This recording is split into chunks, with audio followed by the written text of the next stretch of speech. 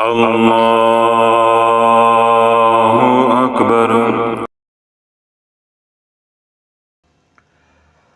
اللہ رب العزت نے اس دنیا کو دارالآزمائش بنایا ہے اور مجھ آپ سمیت سب کی زندگی غموں اور خوشیوں سے عبارت ہے۔ دنیا میں نہ تو کوئی ایسا آیا ہے کہ جس نے ہمیشہ خوشیاں دیکھی ہوں اور نہ ہی کوئی ایسا آیا ہے کہ جس نے ہمیشہ غم دیکھے ہوں۔ جس طرح اللہ رب العزت دن کو رات سے بدلتا ہے اور رات کو دن سے بدلتا ہے، اسی طرح خالق کائنات مالک روز معاشر اللہ رب العزت کبھی غم دے کے آزماتا ہے اور کبھی خوشیاں دے کر آزماتا ہے۔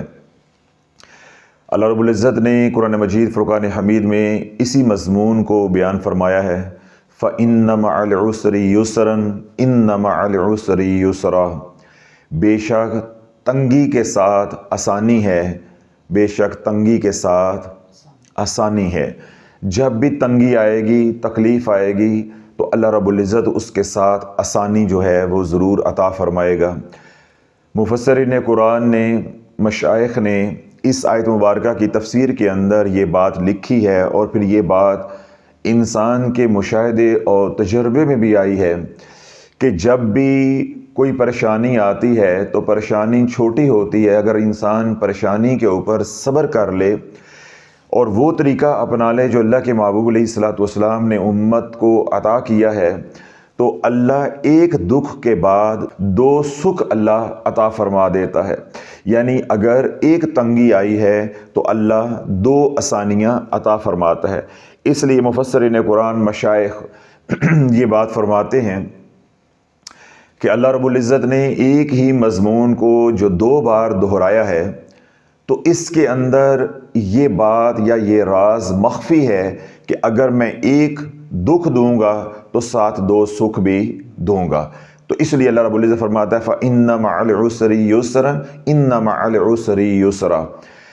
تو دو بار ایک ہی بات کو دہرانے کے اندر یہی راز ہے کہ جب بھی اللہ والو ہمارے اوپر کوئی تکلیف آئے گی، ہمارے اوپر کوئی دکھ آئے گا اور ہم اس کے اوپر صبر کر لیتے ہیں اور وہ راستہ جو اللہ کے نبی علیہ الصلوۃ والسلام نے ہمارے لیے چھوڑا ہے اس کے اوپر چلتے رہتے ہیں تو انشاءاللہ العزیز دکھ ہمیشہ نہیں رہے گا۔ جیسے سکھ ہمیشہ نہیں رہتے ایسے دکھ بھی ہمیشہ نہیں رہنے والے۔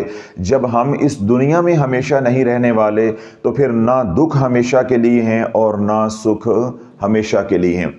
اب اللہ رب العزت نے حالت دکھ کے اندر، یعنی حالت پریشانی کے اندر، حالت مصیبت یا آزمائش کے اندر ہمیں کیا حکم فرمایا ہے؟ اللہ رب العزت فرماتا ہے یا ایھا الذین آمنوا استعینوا بالصبر والصلاۃ ان اللہ مع الصابرین۔ اے ایمان والو، تمہارے اوپر جب کڑا وقت آ جائے، مشکل وقت آ جائے، کوئی پریشانی آ جائے، کوئی تکلیف آ جائے، کوئی آزمائش آ جائے، پھر آپ نے کیا کرنا ہے کہ نماز اور صبر کے ذریعے مجھ سے مدد طلب کرتے رہو۔ ان اللہ مع الصابرین، بے شک اللہ صبر کرنے والوں کے ساتھ ہے۔ ہمارے ساتھ المیہ یہ ہے کہ جب تکلیف آ جاتی ہے تو ہم جو اللہ کا حکم ہے اس کو نظر انداز کر کے، جو حضور علیہ الصلوۃ والسلام کی سنت ہے اس کو پامال کر کے وظائف کی طرف لگ جاتے ہیں، تو یا پھر تعویذ دھاگے کی طرف لگ جاتے ہیں، توہم پرستی کی طرف لگ جاتے ہیں۔ تو اللہ والو یہ وہ راستے ہیں جن رستوں سے اللہ کی مدد آتی ہی نہیں ہے۔ اللہ کی مدد آئے گی نماز کے ذریعے، اللہ کی مدد آئے گی صبر کے ذریعے، اللہ کی مدد آئے گی حضور علیہ الصلوۃ والسلام کی سنت کے ذریعے۔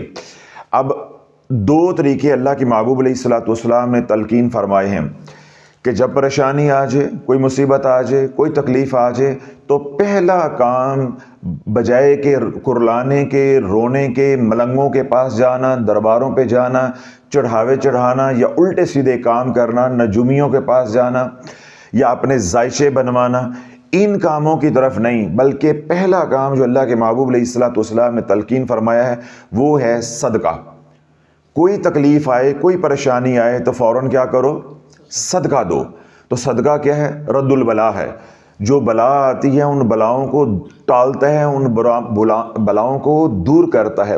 اس لیے اللہ کے محبوب علیہ الصلوۃ والسلام نے ارشاد فرمایا ہے کہ صدقے کے اندر اتنی طاقت ہے کہ 70 جبڑے شیاطین کے ہوں، یعنی 70 شیاطین ہیں، انہوں نے جبڑوں میں بھی پکڑا ہو تو ادھر سے تو صدقہ کرے گا تو وہاں سے بھی اللہ تجھے نکال دے گا۔ یعنی صدقے کے اندر اتنی طاقت ہے کہ 70 شیاطین نے بھی انسان کو گھیر لیا ہو، پکڑ لیا ہو، کسی نے جادو کر کے مسلط کر دیا ہو، یا اللہ کی طرف سے آزمائش آ گئی ہو، اللہ کی طرف سے پکڑ آ گئی ہو، ادھر سے انسان صدقہ کرے گا اور 70 شیاطین نے تجھے اپنے جبڑوں میں بھی لیا ہو تو صدقے کے اندر اتنی طاقت ہے کہ صدقہ تجھے ان بلاؤں سے نکال دے گا۔ لیکن ہمارا اعتقاد، ہمارا یقین کس بات پہ بن گیا ہوا ہے کہ ہم تعویذ لے کر آئیں گے تو ہماری مصیبت دور ہو جائے گی۔ گھر بیٹھے جو ہے وہ پریشانی دور ہو سکتی ہے۔ جو پیسہ تعویذ جب لینے کے لیے جا رہے ہوں، جو پیسہ وہاں لگانا ہے، کرائے کے اوپر لگانا ہے، وہاں نظر و نیاز پہ لگانا ہے، اگر وہی پیسہ جو ہے اللہ کی راہ میں خرچ کر دیا جائے، صدقہ کر دیا جائے، تو اللہ رب العزت گھر بیٹھے ہی مسئلہ حل کر دے گا۔ تو پہلا کام کیا ہے کہ صدقہ، اور دوسرا کام کیا ہے؟ دعا، کہ اللہ سے مدد مانگو۔ اور یہی بات اللہ رب العزت نے قرآن مجید فرقان حمید میں ارشاد فرمائی ہے کہ یا ایھا الذین آمنوا استعینوا بالصبر والصلاۃ، نماز اور صبر کے ذریعے اللہ سے مدد مانگتے رہو۔ تو دوسرا کام ہم نے کیا کرنا ہے؟ دعا کا۔ تو افسوس کی بات یہ ہے کہ آج امت ان دونوں اعمال کو چھوڑ بیٹھی ہے، نہ دعا کی طرف ہے نہ صدقے کی طرف ہے۔ دعا کی جگہ پہ وظائف آ گئے ہیں کہ وظائف پڑھے جا رہے ہیں کہ وظائف پڑھنے سے ہماری مصیبتیں دور ہو جائیں گی، اور یا پھر جو ہے وہ صدقہ کی جگہ پہ نظر و نیاز آ گئی، تعویذ دھاگا آ گیا، اور عجیب قسم کی منتیں آ گئیں، گانٹھیں باندھی جا رہی ہیں، لیریں لٹکائی جا رہی ہیں، اور واللہ عالم کیا کیا کیا جا رہا ہے۔ جس طرح میں نے یہ بات عرض کی کہ یہ وہ رستے ہیں جن رستوں سے اللہ کی مدد آتی ہی نہیں ہے۔ تو عرض کرنے کا لفظ و مقصود صرف اتنا ہے کہ اللہ نہ کرے کبھی بھی زندگی میں کوئی دکھ آ جائے، کوئی پریشانی آ جائے، کوئی مصیبت آ جائے، تو بجائے کہ پریشان ہونے کے پہلا کام فوراً صدقہ جو ہے وہ کرو۔ پہلا کام کیا ہے؟ فوراً صدقہ کرو، اور ساتھ اللہ سے مدد مانگتے رہو۔ جو حالات آپ کے اوپر آئے ہیں ان کے اوپر صبر کرو، اور قرآن کے اوپر اعتقاد اور یقین اپنا پختہ رکھو کہ رب فرماتا ہے فَإِنَّ مَعَ الْعُسْرِ يُسْرًا إِنَّ مَعَ الْعُسْرِ يُسْرًا، اگر تنگی آئی ہے تو انشاءاللہ آسانی آ کر رہے گی۔ تو جب ہم پہلا کام صدقہ کر دیں گے اور دوسرا کام کیا کریں گے؟ دعا کریں گے، تو جب اللہ سے اٹھتے بیٹھتے دعا کرتے رہیں گے تو انشاءاللہ اللہ کی مدد جو ہے آئے گی، کوئی نہ کوئی اسباب اللہ پیدا فرمائے گا۔ اب ہم کیا کرتے ہیں کہ اگر کوئی گھر میں بیمار ہو گیا تو پہلے اس کا علاج کرواتے ہیں، ڈاکٹروں کے پاس علاج کرواتے ہیں، جب ڈاکٹر جواب دے دیتے ہیں پھر عاملین کے پاس علاج کرواتے ہیں، جب عاملین جو ہے ایمان بھی لوٹ لیتے ہیں، مال بھی لوٹ لیتے ہیں جو باقی ڈاکٹروں نے چھوڑ دیا تھا، پھر اس کے بعد ہم دعا کی طرف آتے ہیں، پھر ہم صدقے کی طرف آتے ہیں، پھر ہم اللہ والے ڈھونڈتے ہیں۔ یعنی جب جسم بالکل ختم ہو چکا ہوتا ہے، مٹی کے ساتھ مٹی ہونے والا ہوتا ہے، اس وقت ہم صدقے کی طرف آتے ہیں، یا اس وقت ہم دعا کی طرف آتے ہیں، یا اس وقت پھر ہم اللہ والوں کو ڈھونڈتے ہیں جب پانی ہی پل کے نیچے سے گزر چکا ہوتا ہے یا بالکل ختم زندگی ہونے والی ہوتی ہے، تو پھر ہمیں اللہ یاد آتا ہے یا اللہ والے یاد آتے ہیں۔ تو اس لیے اللہ زندگی میں کبھی کوئی پریشانی آ جائے، مصیبت آ جائے، تکلیف آ جائے، تو سب سے پہلا کام کیا ہے؟ صدقہ، اس کے بعد نماز، پھر نماز پڑھ کر اللہ سے دعا۔ اب وہ نماز کیا پڑھنی ہے؟ اللہ نہ کرے کوئی تکلیف آ گئی ہے، کوئی پریشانی آ گئی ہے، تو 2 رکعت نماز صلاۃ الحاجت کامل، پہلے وضو کریں، اس کے بعد 2 رکعت نماز صلاۃ الحاجت پڑھیں۔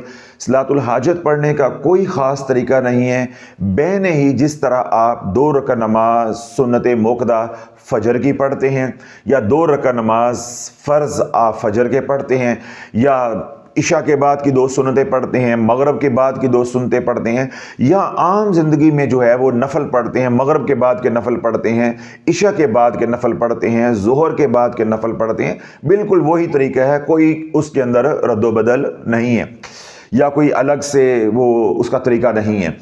محض کیا ہے؟ نیت، انما الاعمال بالنیات، صرف آپ نیت یہ کریں گے 2 رکعت نماز صلاۃ الحاجت بس۔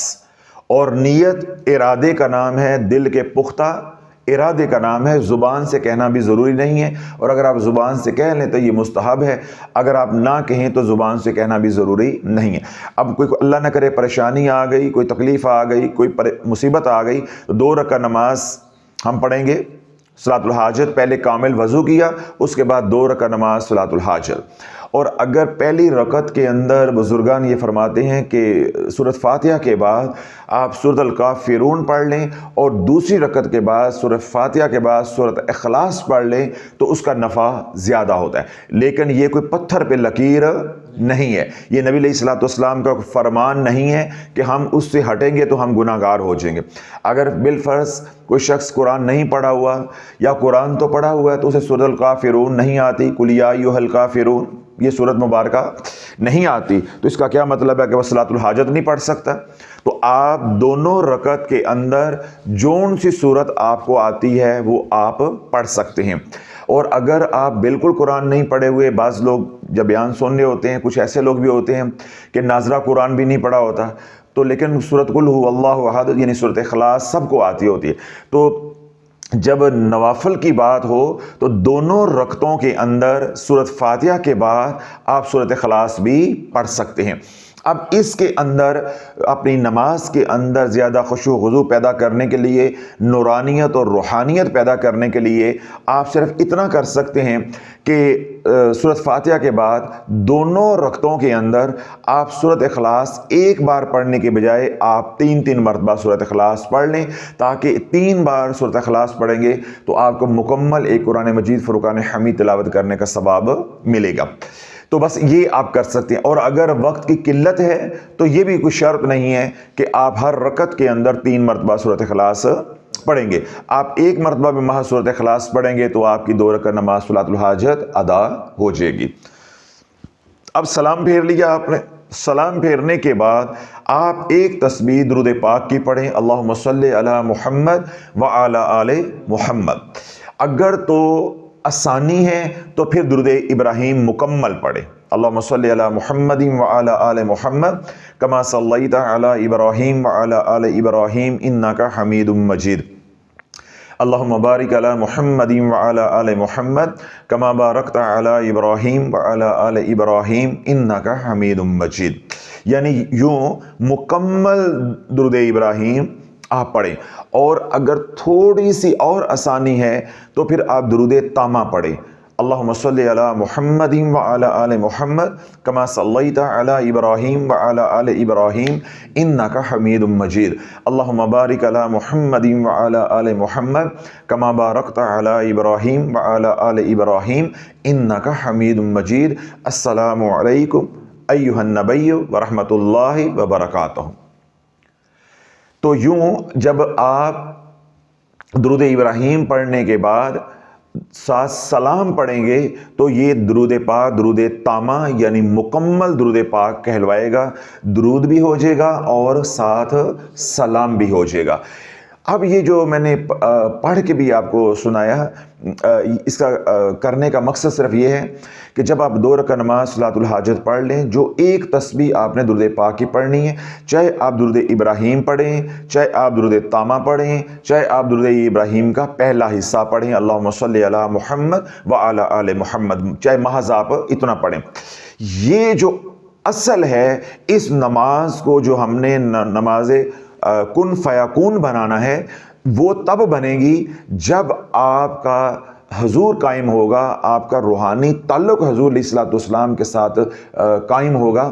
آپ نے ایک تسبیح پڑھنی ہے اور یوں پڑھنی ہے کہ سرکار علیہ الصلوۃ والسلام سامنے تشریف فرما ہیں، میں پڑھ رہا ہوں اور وہ سماعت فرما رہے ہیں، ورنہ تو اللہ یہ ایک بار درود پاک پڑھنا جو آگے میں نے عمل بتانا ہے اس کے لیے تو ایک بار درود پاک ہی کافی ہے۔ تو 100 بار جو بزرگان نے جو ہے وہ تجویز کیا ہے، اس کا مقصود صرف یہ ہے کہ جب تو بار بار درود پاک پڑھے گا، ہر بار پڑھنے پہ 10 رحمتیں نازل ہوں گی، ہر بار پڑھنے پہ 10 رحمتیں نازل ہوں گی، ملائکہ بھی ساتھ شامل ہوں گے، ان کی دعائیں بھی ساتھ شامل ہوں گی، بزرگان کی ارواح بھی ساتھ شامل ہوں گی، تو اتنی جب رب کی رحمت متوجہ ہوگی، پھر اگلا جو تو عمل کرے گا وہ عمل انشاءاللہ تجھے پار لگا دے گا۔ یعنی جس مصیبت میں ہم پھنسے ہیں یا جس حاجت کے لیے ہم یہ عمل کر رہے ہیں، انشاءاللہ اللہ رب العزت ہماری حاجت جو ہے وہ پوری فرما دے گا، ہماری دستگیری فرمائے گا۔ تو یہ درود پاک اتنی محبت کے ساتھ، اخلاص کے ساتھ، خلوص کے ساتھ پڑھنا ہے کہ سرکار علیہ الصلوۃ والسلام سامنے تشریف فرما ہے، وہ سن رہے ہیں، سماعت فرما رہے ہیں اور میں سنا رہا ہوں۔ تو اب ہم نے 2 رکعت نماز صلاۃ الحاجت پڑھ لی، اس کے بعد 100 مرتبہ جون سا درود پاک ہمارے لیے آسان تھا وہ ہم نے پڑھ لیا۔ اب اللہ کے نبی علیہ الصلوۃ والسلام کی آپ نے حدیث پاک سننی توجہ کے ساتھ۔ حضور علیہ الصلوۃ والسلام کے پاس ایک اعرابی آیا، آ کر عرض کی، یا رسول اللہ مجھے کوئی بھلائی کا کام بتلا دیں، کوئی کام بھلائی کا مجھے بتا۔ تو اللہ کے نبی علیہ الصلوۃ والسلام نے اس کی استعداد کو دیکھتے ہوئے آپ نے تجویز فرمایا، حضور علیہ الصلوۃ والسلام نے فرمایا کہ تم یوں پڑھا کرو، سبحان اللہ والحمد للہ ولا الہ الا اللہ واللہ اکبر۔ وہ اعرابی اپنی جگہ سے اٹھا، تھوڑا سا آگے بڑھا، تو اس نے اس کے اوپر کیا کیا؟ غور و فکر کیا، تو فوراً واپس آیا، آ کر عرض کرنے لگا کہ یا رسول اللہ آپ نے جو کام مجھے بتایا ہے وہ ہے سبحان اللہ والحمد للہ ولا الہ الا اللہ واللہ اکبر۔ سبحان اللہ اللہ کے لیے، الحمد للہ اللہ کے لیے، لا الہ الا اللہ اللہ کے لیے، اللہ اکبر اللہ کے لیے۔ یہ تو سارا اللہ کے لیے ہے، تو میرے لیے کیا ہے؟ تو میرے لیے کیا ہے؟ تو حضور علیہ الصلوۃ والسلام نے ارشاد فرمایا کہ جب تو یوں پڑھے سبحان اللہ والحمد للہ ولا الہ الا اللہ واللہ اکبر، تو رب کیا فرمائے گا کہ تو نے حق کہا، تو نے سچ کہا، رب کی رحمت تیری طرف متوجہ ہو جائے گی، اب تو جھولی پھیلا لینا، اب تو جھولی پھیلا لینا۔ اب اللہ بولو یہاں سے اصل عمل ہے جو آپ کی نماز کن فیکون جو ہے وہ بنا دے گا، کہ انشاءاللہ آپ ایک بار مکمل جو طریقہ میں سمجھا رہا ہوں اس طریقے سے پڑھیں گے خشوع و خضوع کے ساتھ، تو انشاءاللہ العزیز ابھی آپ مصلی نہیں لپیٹیں گے تو اللہ آپ کی جھولی جو ہے وہ بھر دے گا، پریشانی کو دور عطا فرما دے گا، یا اللہ اس کے کوئی اسباب جو ہے وہ پیدا فرما دے گا، انشاءاللہ امید آپ کو لگ جائے گی۔ تو اب ہم نے کیا کیا کہ پہلے ہم نے 2 رکعت نماز صلاۃ الحاجت پڑھی، اس کے بعد جون سا ہمیں آسانی تھی وہ درود پاک 100 بار پڑھا، پھر ہم نے حضور علیہ الصلوۃ والسلام کا یہ جو طریقہ ہے جو تلقین فرمایا آپ نے عرابی کو، ہم نے ایک بار پڑھا سبحان اللہ والحمد للہ ولا الہ الا اللہ واللہ اکبر۔ اب کیونکہ درود پاک بھی پڑھا جا چکا ہے، کلمہ تمجید بھی پڑھا جا چکا ہے، اللہ کی تسبیح بھی ہوئی ہے، اب رحمت جو ہے وہ متوجہ ہے، تو اللہ کے نبی علیہ الصلوۃ والسلام نے اب کیا تربیت فرمائی عربی کی کہ اب تو اپنی جھولی پھیلانا اور رب کی بارگاہ میں عرض کرنا، اللہم اغفر لی، اللہم اغفر لی، اے اللہ میرے گناہوں کو معاف فرما دے۔ کیوں؟ جو ہمارے اوپر مصیبتیں آتی ہیں وہ ہمارے گناہوں کی وجہ سے ہوتی ہیں، ہمارے ہاتھوں کی کمائی ہوتی ہے۔ ما اصابکم من مصیبت فبما کسبت ایدیکم، جو بھی تمہارے اوپر مصیبت آتی ہے وہ تمہارے اپنے ہاتھوں کی کمائی ہے۔ وَيَعْفُ عَنْ كَثِيرٍ، ابھی تو تمہارا رب بہت سے گناہ تمہارے ویسے ہی معاف کر دیتا ہے، درگزر کر جاتا ہے۔ تو جب ہم نے کہہ دیا اللہم اغفر لی، اللہم اغفر لی، اللہم اغفر لی، تو کیا ہے؟ رب ہمارے گناہوں کو معاف فرما دے گا۔ تو حضور علیہ الصلوۃ والسلام نے فرمایا کہ سبحان اللہ والحمد للہ ولا الہ الا اللہ واللہ اکبر، جب تو یہ پڑھ لے تو پھر تو رب کی بارگاہ میں عرض کرنا اللہم اغفر لی، اے اللہ میرے گناہوں کو معاف فرما دے، پھر کہنا اللہم ارحمنی، اے اللہ میرے پہ رحمت فرما دے۔ اب یہ 2 دعائیں پہلے آپ نے اپنی معاملات کو صاف کرنے کے لیے کہ اگر اللہ میرے گناہوں کی وجہ سے ناراض ہے، روٹھا ہوا ہے، تو اللہ کی رحمت متوجہ ہے، اللہ درگزر فرما دے، پہلے معاملہ اللہ کے ساتھ سیدھا کرنا ہے۔ اللہ بولو ہمارا یہی مسئلہ ہے کہ ہمارے وظائف کے اندر اثر نہیں، ہماری دعاؤں کے اندر قبولیت نہیں، کہ ہمارا معاملہ اللہ کے ساتھ ٹھیک نہیں ہے۔ جو گناہ کر رہے ہیں ان گناہوں سے معافی مانگنا، اللہ سے معاملہ پہلے ٹھیک کروانا ہے۔ اللہم اغفر لی، اللہم ارحمنی، اے اللہ مجھے معاف فرما دے، میرے پہ رحم فرما دے۔ اب وہ مسئلہ، وہ حاجت جس کے لیے ہم یہ سارا عمل کرتے آ رہے ہیں، جس کے لیے ہم نے صلاۃ الحاجت پڑھی، بچے کا ویزا نہیں لگ رہا، گھر میں کوئی بیمار ہے، کسی کا آپریشن ہونا ہے، کسی کی رشتے کا مسئلہ ہے، کسی کی نوکری کا مسئلہ ہے، کسی کی صحت کا مسئلہ ہے، مکان دکان بیچنا ہے، مکان دکان خریدنا ہے، یعنی جو آپ کی اب حاجت ہے، اب آپ نے اس کو ذہن میں لے کر آنا ہے۔ اور تیسری دعا پھر آپ نے کرنی، اللہم ارزقنی، اے اللہ مجھے رزق عطا فرما، اے اللہ مجھے رزق عطا فرما۔ جب آپ نے یہ دعا مانگنی اللہم ارزقنی، تو رزق سے مراد یہ نہیں ہوتا کہ صرف پیسہ ہے، رزق سے مراد یہ ہے کہ وہ تمام نعمتیں جو ہمیں ضرورت ہیں، جو اللہ نے بندے کے لیے تخلیق کی ہیں، اب اس کے اندر ہر وہ نعمت آئے گی جو آپ چاہتے ہیں، جس کا آپ نے ذہن میں رکھا ہے۔ اگر آپ کو پیسوں کی ضرورت ہے، مالی تنگ دستی ہے، اس کے لیے صلاۃ الحاجت پڑھی ہے، تو وہ بات آپ اپنے ذہن میں رکھیں گے۔ اللہ نے کوئی ہسپتال میں ہے، کوئی بیمار ہے، کسی کا آپریشن ہونا ہے، اس کے لیے کریں گے۔ اس طرح جو لوگ رجت میں پھنسے ہوئے ہیں، اس مصیبت سے نکلنا چاہتے ہیں، وہ یہ کن فیکون والی نماز پڑھنا چاہتے ہیں، تو وہ اس مسئلے کو اپنے ذہن میں رکھیں گے۔ اس طرح آپ نے حج عمرے پہ جانا ہے، اس کے لیے یہ نماز پڑھ رہے ہیں، تو وہ بات اپنے ذہن میں رکھیں گے۔ یعنی اپنا مقصد آپ نے ذہن میں رکھنا ہے، پھر آپ نے اللہ سے مانگنا اللہم ارزقنی، اللہم ارزقنی۔ اب میں ساری بات کو دہراتا ہوں، پھر میں اس کا اینڈ کر دیتا ہوں کہ اینڈ کیسے کرنا ہے، یعنی اختتام اس کا کیسے کرنا ہے۔ کوئی پریشانی آ گئی، کوئی مصیبت آ گئی، کوئی تکلیف آ گئی، تو پہلے ہم کیا کریں گے؟ صدقہ دیں گے۔ جو اللہ نے دیا ہے اس میں سے چاہے ایک کھجور کی گٹھلی دے سکتے ہیں، گھر میں انڈا پڑا ہوا ہے وہ دے سکتے ہیں، پہلے صدقہ دیں گے۔ پہلے ہم بند باندھیں گے، تو جو ہی ہم صدقہ دیں گے تو لفظ صدقے کا سب سے بڑا نفع یا صدقے کی جو خوبصورتی ہے وہ یہ ہے کہ بندے کو صبر آ جاتا ہے۔ میں زیادہ اس مضمون کو کھولوں گا، پھر یہ بہت لمبا چوڑا بیان بن جائے گا۔ پہلے بھی کافی دفعہ میں نے صدقہ خیرات کے اوپر بیانات کیے ہیں کہ جو صدقہ ہے، لفظ صدقہ، اس کے اندر ہی سارے راز مخفی ہیں۔ صدقہ کے کتنے حروف ہیں؟ 4، صاد، دال، قاف اور ہے۔ جو ہی آپ صدقہ دیں گے تو صاد سے صبر، اللہ پہلے آپ کو صبر عطا فرمائے گا۔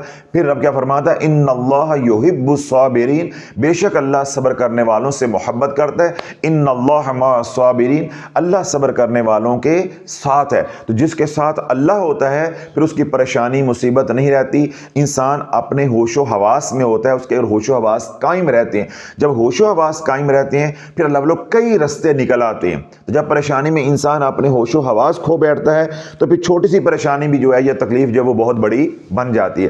تو جو ہی آپ کوئی تکلیف آئی، کوئی پریشانی آئی، تو فوراً اپنی عادت بنا لیں کہ پہلے صدقہ پھر کوئی اور بات ہوگی۔ تو میں نے کیا کہا؟ جو ہی آپ صدقہ دیں گے تو پہلا انعام اللہ کی طرف سے آئے گا، وہ ہے صبر۔ اور دوسرا کیا ہے؟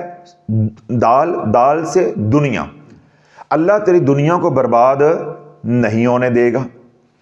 اور تیسرا کیا ہے؟ قاف کینچی والا قاف، اللہ اپنا قرب عطا فرمائے گا۔ اور اس کے بعد کیا ہے؟ چھوٹی ہے، اور اللہ ہدایت عطا فرمائے گا۔ اب یہ چاروں باتیں لفظ صدقہ کے اندر ہیں۔ اللہ تجھے ہدایت عطا فرمائے گا کہ یہ کام ایسے کرنا ہے، یہ کام ایسے کرنا ہے۔ تو در در پہ جا کے اپنا مال، اپنا وقت، اپنی صلاحیتیں برباد نہیں کرے گا۔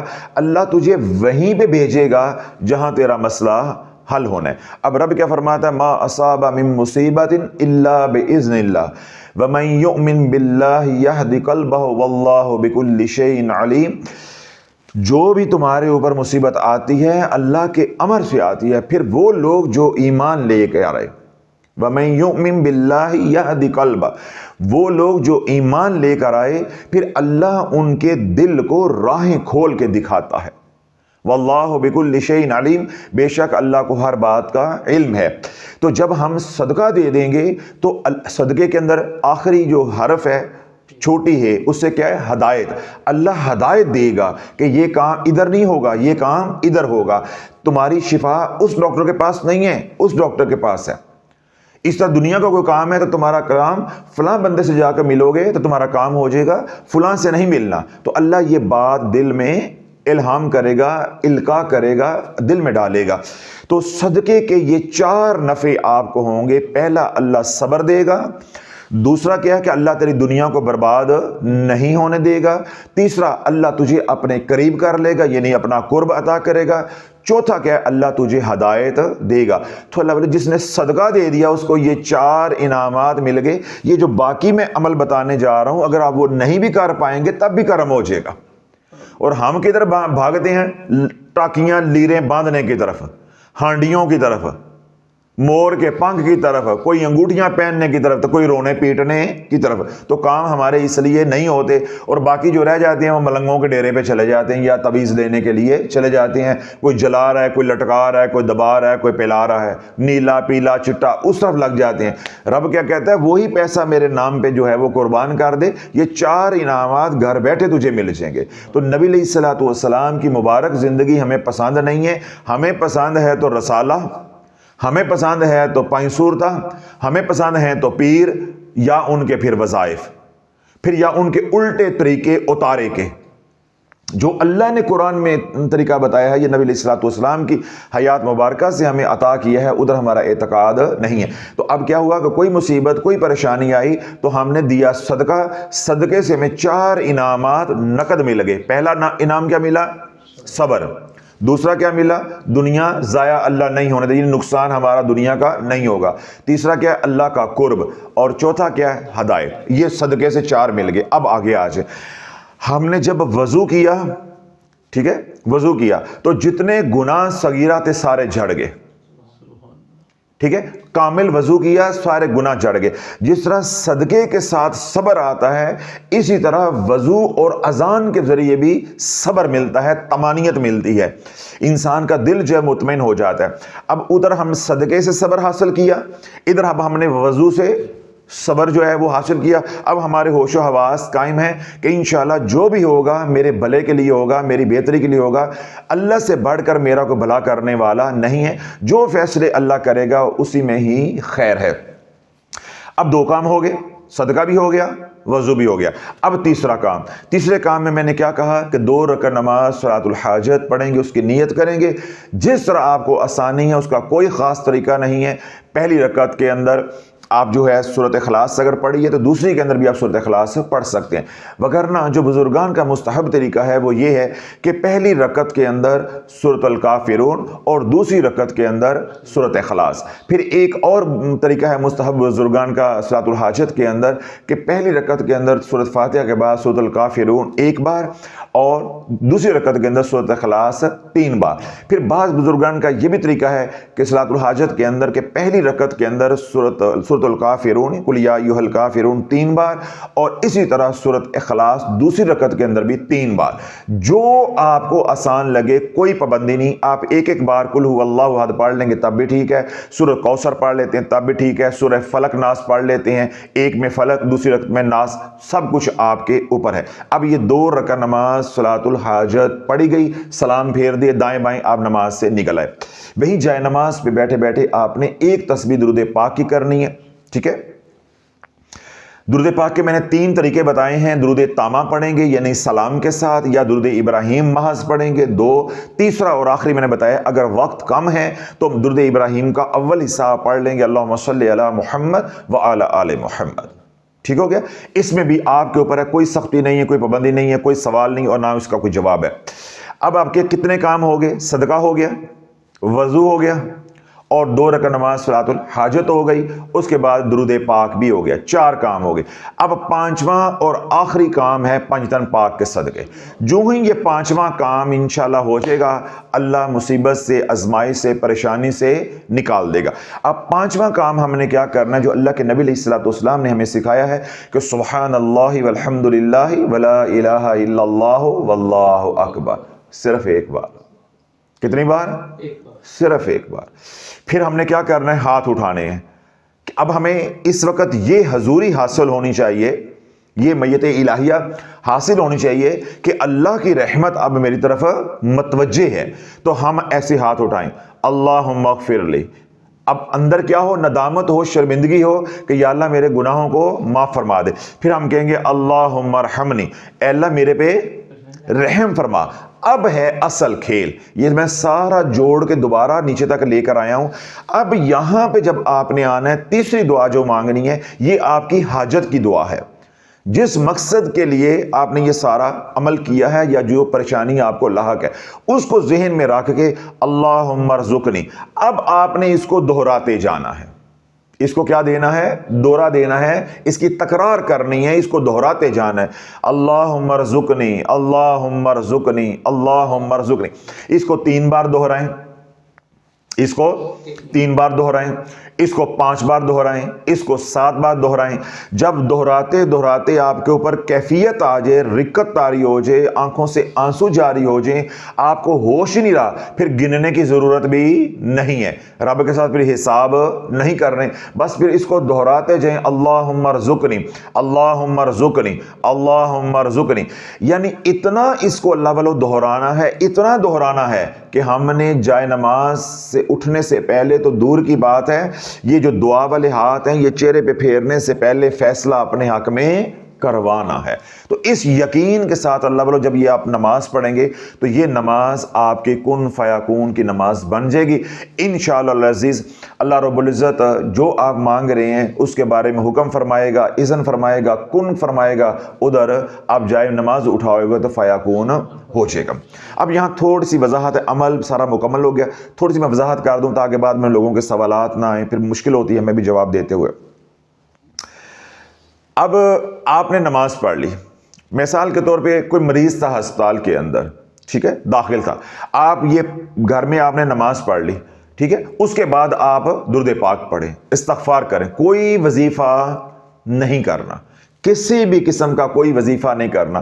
کسی بھی قسم کا کوئی وظیفہ کریں گے اس نماز کے ساتھ، ہو سکتا ہے وہ جلالی ہو یا اس کی نوعیت کیا ہو، وہ اس کے ساتھ ٹکرائے گا، یہ سارا عمل فاسد ہو جائے گا.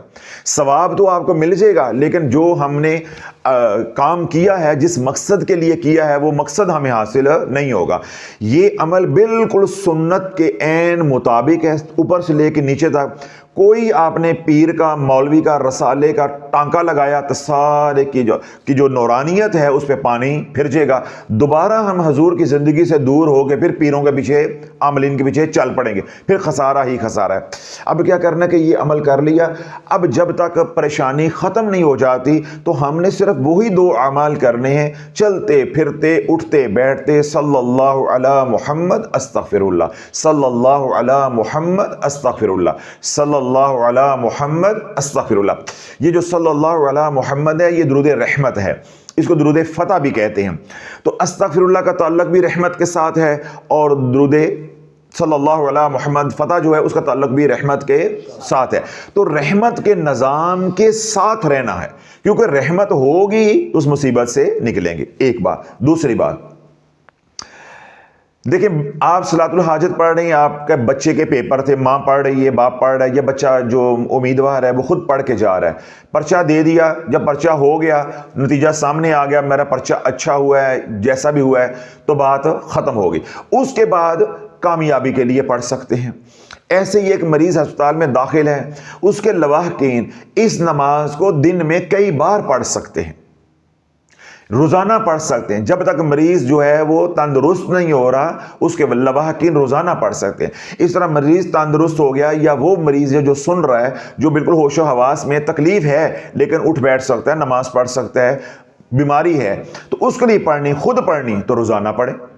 اس طرح ویزے کے لیے کر رہے ہیں تو جب تک ویزا نہیں لگتا روزانہ پڑھیں. پہلا تو یقین یہ ہونا چاہیے کہ ایک ہی بار پڑھنی پڑے، اور اتنے اہتمام کے ساتھ پڑھیں، اتنی محبت اور کے ساتھ پڑھیں، اخلاص اور خلوص کے ساتھ پڑھیں کہ ایک بار ہی پڑھیں اور ہمارا کام ہو جائے، اور اگر وقت مل جائے اور کام نہ ہو تو نا امید نہیں ہونا، کسی اور عمل وظیفے کی طرف نہیں جانا، اسی نماز کو دوبارہ دہرانا ہے، صدقہ بھی دیتے رہیں اور نماز بھی پڑھتے رہیں، اور جو پیچھے میں نے اعمال بتائے ہیں یعنی درود پاک پڑھتے رہنا ہے اور اللہ سے مانگتے بھی رہنا ہے۔ اللہ تعالیٰ جو اس نماز کو یا جو میں نے مختصر کر کے آج پورا طریقہ بتایا ہے، اس طریقے کو اپنی زندگی میں شامل کر لو گے، زندگی بھر آپ کو کسی پیر فقیر کی ضرورت نہیں پڑے گی، کسی رسالے کتاب کی ضرورت نہیں پڑے گی، کسی یوٹیوب چینل کی ضرورت نہیں پڑے گی، کسی شعبدہ باز کے کسی شعبدے کی آپ کو ضرورت نہیں پڑے گی کہ وہ فنکاریاں دکھائے کہ 3 مٹھیاں باجرے کی پھینکو تو تمہاری مرادیں پوری ہو جائیں گی، جسم کے 3 بال اترے ہوئے ان کو پتہ نہیں کیا کرو تو تمہاری مرادیں پوری ہو جائیں گی۔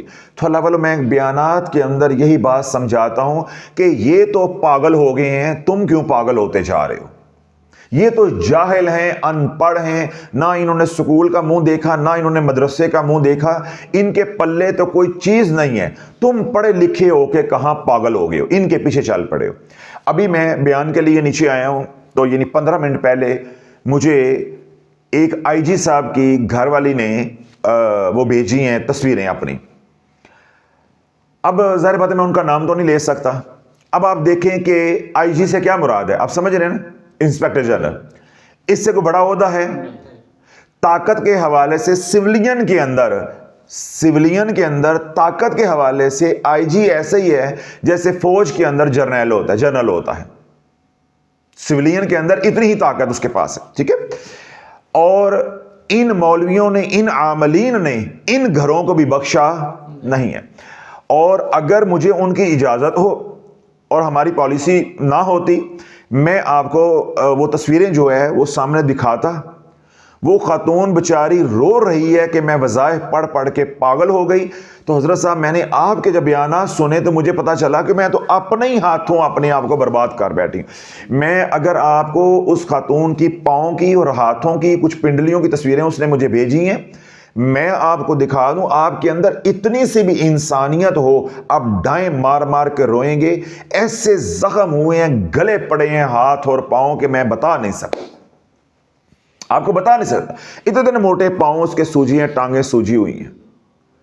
برباد کر کے اس امت کو جو ہے نا ان پیروں نے رکھ دیا ہے۔ اور اللہ والو قصور ہمارا بھی ہے کہ جب میں نے سارا طریقہ عین سنت کے مطابق آپ کو بتایا قرآن و حدیث سے، اب اس کو کوئی چھوڑ کے دوبارہ وظائف کی طرف جائے تو یہ اس کی بدبختی ہے۔ ہم اب روک تو نہیں سکتے، سمجھا ہی سکتے ہیں، منوا تو نہیں سکتے، منوانا تو اب اللہ کا کام ہے۔ پہلے کل تک اجڑتے رہے ہیں، ہم بھی درگزر کر رہے ہیں، اللہ بھی انشاءاللہ درگزر کرے گا کہ آپ کو کوئی سمجھانے والا، بتانے والا، رستہ دکھانے والا نہیں تھا۔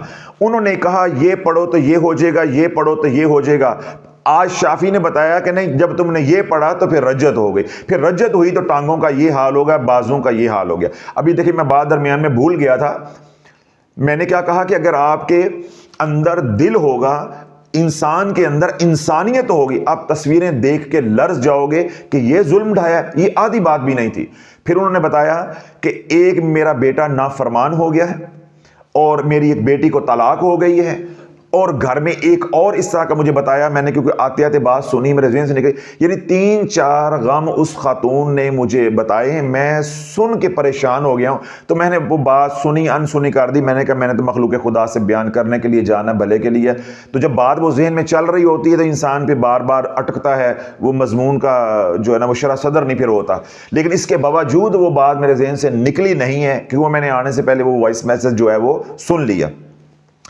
اب اللہ بولو یہ سب کچھ کیا ہوا کہ کل تک بتانے والا نہیں تھا، اور آج الحمدللہ پچھلے 10-11 مہینے سے ہم طوطے کی طرح بول رہے ہیں، دن رات 5 چینل شافیہ سوشل میڈیا کے کام کر رہے ہیں، اور ابھی ہمیں سننے کے بعد بھی کوئی وظائف کی دنیا میں جائے اور بغیر شرائط کے جائے تو اس کی بدبختی پھر ٹال نہیں سکتا، کوئی دور کر نہیں سکتا، پھر وہ نہیں جا رہا، اس کی بدبختی پھر لے کر جا رہی ہے۔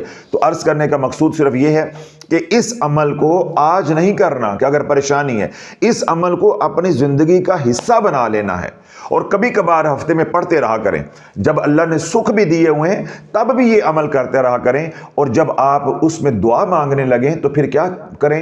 اللہم ارزقنی، اس وقت ذہن میں یہ رکھ لیا کریں اللہ مجھے ہدایت عطا فرما، میری دنیا بھی بنا دے، میری آخرت بھی بنا دے۔ اس دعا کی حاجت کیا ہے؟ مرنے سے پہلے ختم ہو سکتی ہے۔ مجھے یا اللہ اسلام پہ زندگی، ایمان پہ موت عطا فرما، اس کے لیے یہ عمل کر لے، 2 رکعت نماز صلاۃ الحاجت پڑھ لے اور بعد میں یہ عمل کر لے۔ اللہ نہ کرے گھر میں کوئی پریشانی نہیں ہے، جب اس عمل کو روک کے رکھو گے تو اس انتظار میں رہو گے کہ اب کوئی پریشانی اللہ نہ کرے ہمارے گھر میں آئے گی تو پڑھیں گے۔ آج اگر پریشانیاں ہیں تو میں نے کیا کہا، اس کو پڑھو۔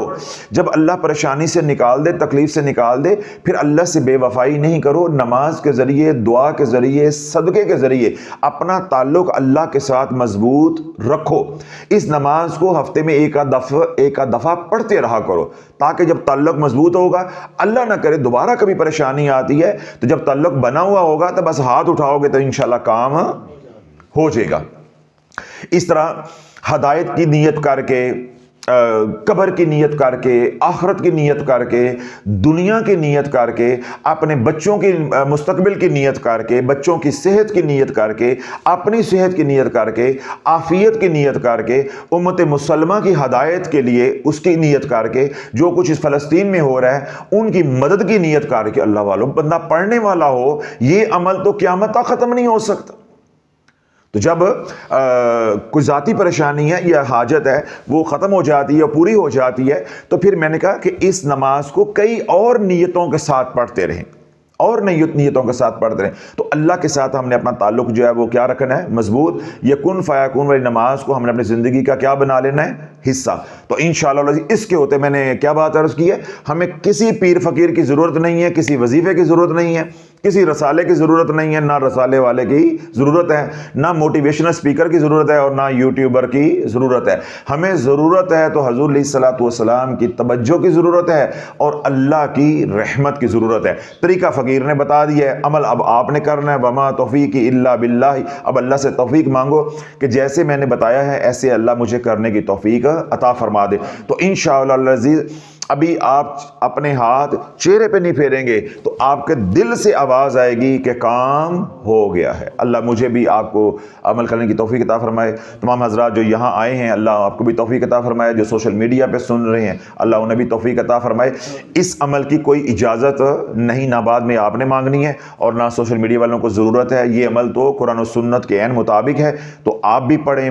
میں آپ کے لیے دعا گوں کہ اللہ آپ کو توفیق دے، اور آپ سب ہمارے لیے جو ہے دعا کریں۔ اللہ رب العزت ہم دنیا کو بتاتے ہیں تو اللہ ہمیں پڑھنے کی بھی توفیق عطا فرمائے۔